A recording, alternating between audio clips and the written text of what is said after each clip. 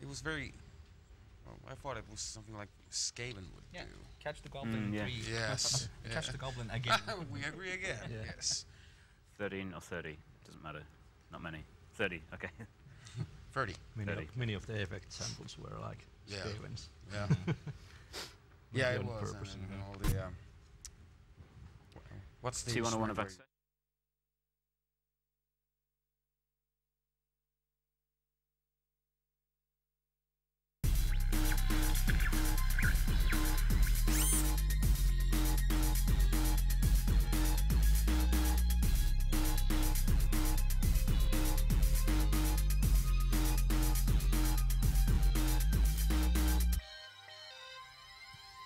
Good afternoon, welcome back to AssemblyTV. We've just had the music compo, that's the real music compo, rather than the exec or the fast music compo. And I've been watching it with DJ Jorge of Brainstorm. Did I get that right? Yeah. Jorge? I've been practicing. Jorge. Yeah, not Jorge. Jorge. And Ziffard of CSAT once again helping us out. And T101 of Accession, who's been in a different part of the hall, also listening, making notes. So, that was, what, 13 tunes. Jorge, anything really stand out for you there? Yeah, well, as most of the people agree that the last track was like a tribute to Skaven or something of these Goblin tracks, and compared to the other 12 tracks, this was so much you can grab on it, and all the tracks they were missing solos or something to get a grip, so they were quite monotonic in a way.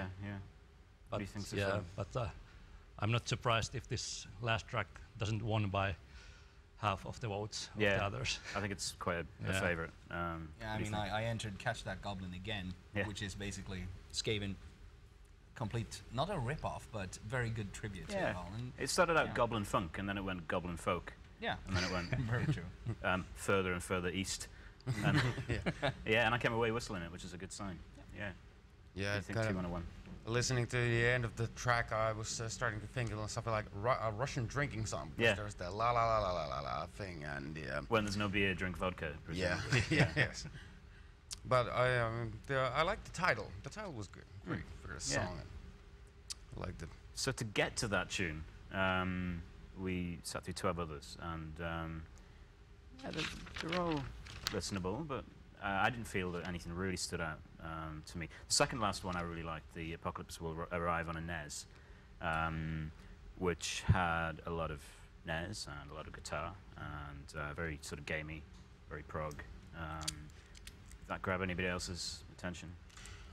Actually, I didn't like it all that much because I found it to be kind of a crowd pleaser, and there was hardly any bass in it.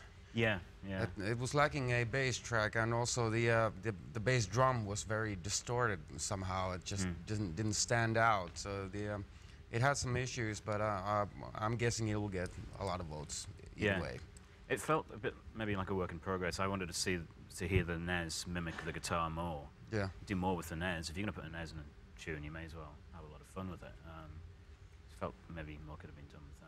Yeah, indeed. I mean, the guitar itself, from the beginning, it sounded like, okay, let's take this guitar sample and then play with it, like a lot of the old modules on the Amiga and stuff. But, well, overall it came into a better guitar sound at least. But I did like the half-speed portions better, because then you can actually distinct, as T101 said, the bass drum was distorting a bit, and it kind of overtook it with the double thing all the time. And in a big room like that, if the tail is going to really stretch out in a bass drum, you've got to be really careful how you use it. Indeed. I mean, that's the other problem that maybe a lot of these tracks suffered from, is the mixing in there. Now, a couple of the tracks, one in particular, Do It Now, stood out to me as one where the composer clearly had gone into the hall, maybe on Thursday, had listened to the sound of the room, other music played through the room, had gone back to his laptop and mixed it properly. And a lot of other people maybe didn't do that, so some lead sound sounded a bit weak. Is there anything you think that maybe if you'd heard it in a better context it might have been a bit better, Jorge? Yeah, was it this Impulse Tracker song? Or that one was really suffering from the lack of bass. Don't Let 'Em, And I was thinking that what can I remember of these songs, what stuck in my mind, and there was this one with the start like Roxette the song. So yeah. afterwards it went a little bit too complex and I was missing the solo. So was that Moonshine Parade? No, that was number Hideout. 6. Yeah, Hideout. Yeah. And then also one track was this Believe in It. There was one pirate track before, but this one had lots more yar than the pirate track. And well, what about the pirate tracks this. then? Because one pirate track, and then another track that I don't think was supposed to be parody, but sounded a lot more parody than that. I think it was in either 6/8 or 12/8, depending on how you think of it. But that yar track, or As We Are the Pirates. It kind of it would be more of an Ennio Morricone Western kind of style. And with that singing, so it was not as much pirate, and it sounded like he wanted to have all the pirate movie soundtracks into one and add a bit of Western. In a way. Yeah, it was tricky. Ennio Morricone. Yeah, exactly. I mean, it doesn't know whether it's going for the really authentic kind of soundtrack thing, in which case most of the instrumentation's out of date by about 50 or 100 years. Or it was trying to be fun and trying to be everything, and maybe too much was going on in it for me. But then we did get much more parody with the 6/8 track. Number 10, right? Believe in It, Yeah. you said, So are you a fan of the Angry Pirate, generally? Well, I do like pirates in that sense, but as said, it could be done with a more nice precision into it all. So it kind of lacked some of the feeling that I was looking for in such a track just by the name of it. So. It's a subject to be treated with respect. Indeed. Especially at the minute when, certain big name composers are doing it extremely well. Exactly. You have to think carefully about how you do it, I suppose. We had a few sort of interesting tracks between those. Moonshine Parade stood out quite a bit for me. Sort of space disco, daytime TV, very nice kind of feel. It reminded me of one of my favorites, Donovan's Moonbike by Radix. Those nice chord progressions and those spacey sort of leads. Did that do anything for anybody? Well, I felt it was a bit like if you played Sonic Adventure, the game on Dreamcast, for instance, you were in the mall or some of those aspects. It was just a sort of an elevator kind of music, but with a nice vibe to it. So I kind of liked it. Yeah, but maybe too harmless, too 101? I didn't like it. I found it to be funky. I did like the sax on it though, or the it was something that looks like sax, but I found it to be pretty boring. Yeah. Look, there was a lot of songs here with very little variance. It was very monotonic. You have this one idea and you run with it throughout the song. Yeah. Also, I noticed that there was at least 2 or 3 songs that would have done fine on the executable music or the 64K music or stuff like that, because it was just basically old school music recorded into an MP3 or stuff like that. They should have been on the old school compo. Yeah. So they don't shut the old school compos down. Well, a few tunes that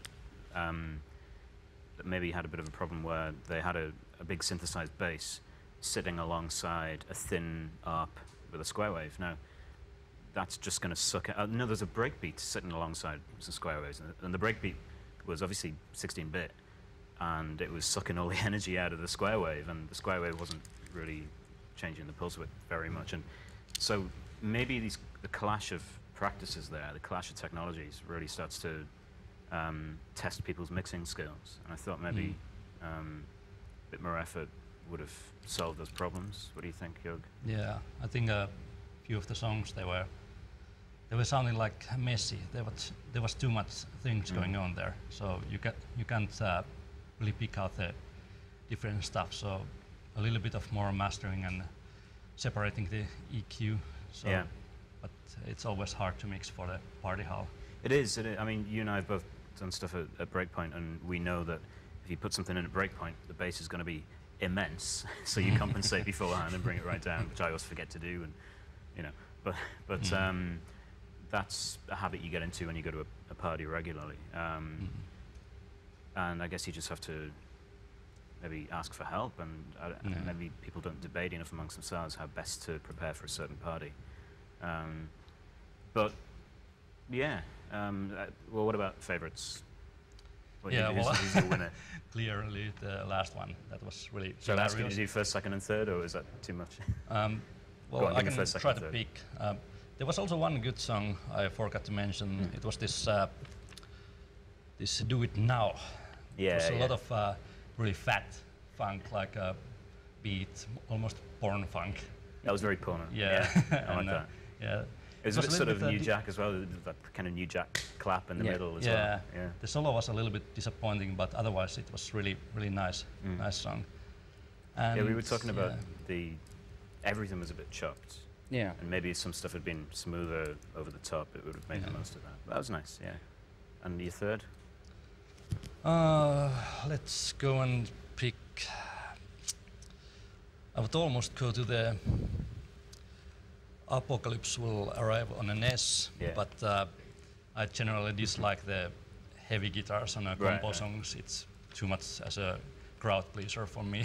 Well, I won't talk to you about getting you to pick a but let's pick the one with the rocks at the start. Even the one was, that was nice. So Moonshine Parade. Cool. Zephyr, your first, second. Well, I mean, the first is going to go to Catch That Goblin Again, i.e. When There's No Beer, which is, as you said, a very fitting title for a party where there's no alcohol involved, officially. But then, I don't know, I kind of like that little Sonic Adventure kind of style, the number 7 Moonshine Parade.